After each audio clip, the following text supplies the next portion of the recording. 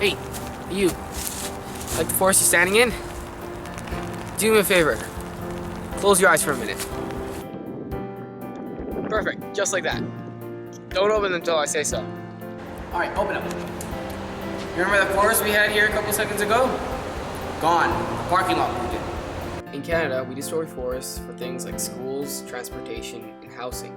By doing this, we're forcing animals out of their homes. If we keep up our pace, we can end up with many more places like these.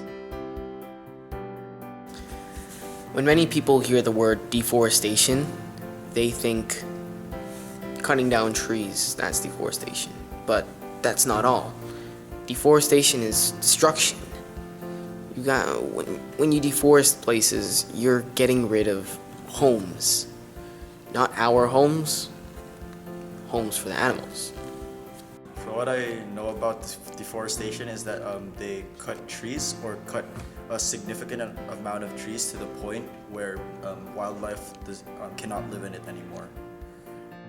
With the alarming pace of deforestation, many of our forests are being paved over to make space for our needs. Scenes like these are happening all over Canada, in our own backyard. We can't let that keep going on. This used to be a forest. Now it's just a parking lot. Many forests have been turned into parking lots like this one, leaving animals with no home. On the east coast in Nova Scotia, a large logging company is cutting down all the trees, but they're doing it in secret by cutting away from the roads, which gives the illusion that the forest is still there. So what did you go do? We went to High Park and asked people what they knew about deforestation. What did they know about deforestation? Not much. Well, to be honest, I don't really know much about it, but we're actually here at High Park and be ashamed to see all of this go, be ashamed to see all of this go by the city, by buildings, condos, and stuff like that. I actually don't really know if there's any programs into getting rid of all of this, but it would be a shame to see it go. So. Deforestation doesn't only affect tree cover, it affects the climate as well. Soon enough, we could see forecasts like these on TV. Looks like today and the rest of the week are going to be scorching hot.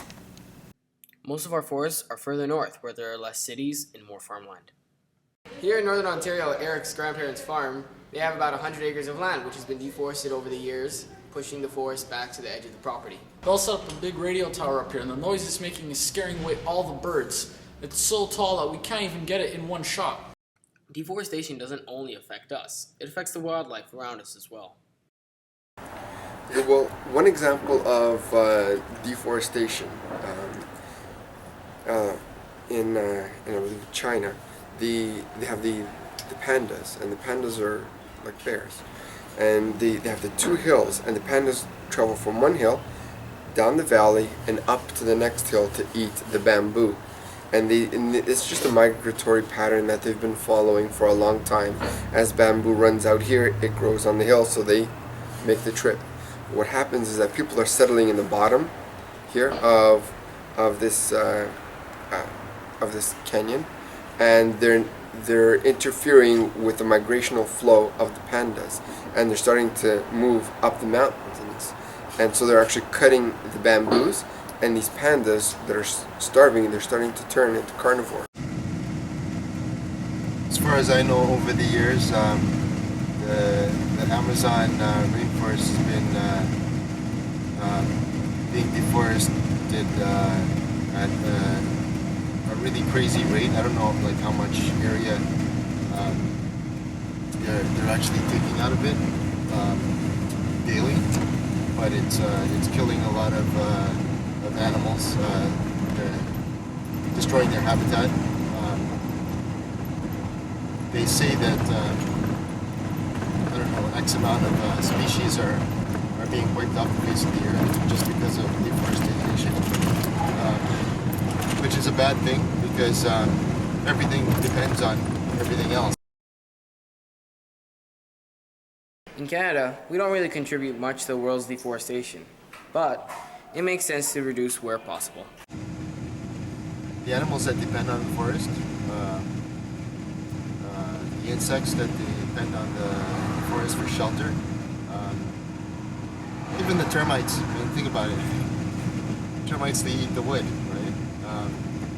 Woodpeckers, they make little holes for their nests in trees. If you put it into an animal's perspective, I feel very sad to the fact that I just lost my home. Soon, you're not going to have anything. What are you going to do? Build a mechanical tree?